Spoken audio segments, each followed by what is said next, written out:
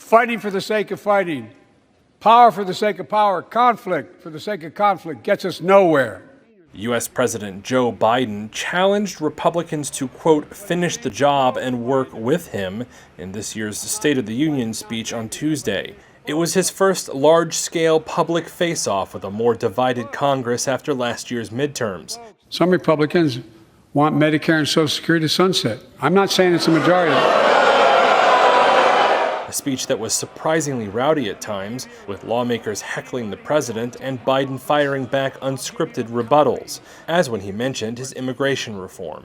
Congress must restore the right and when he said Republicans were holding the economy hostage.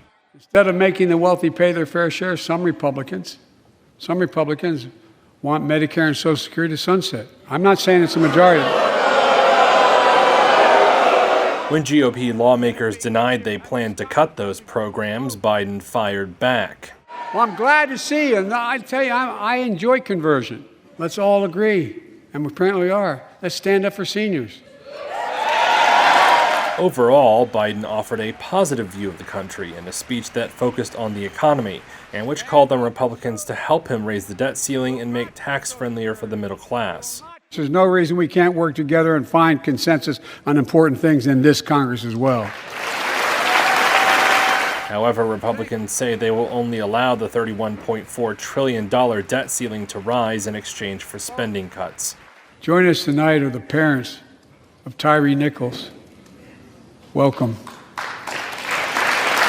Among the guests in the audience were Tyree Nichols' mother and stepfather, who Biden introduced when he called on Congress to overhaul policing.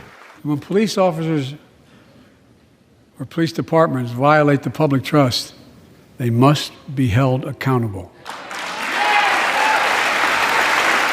Do something. Do something.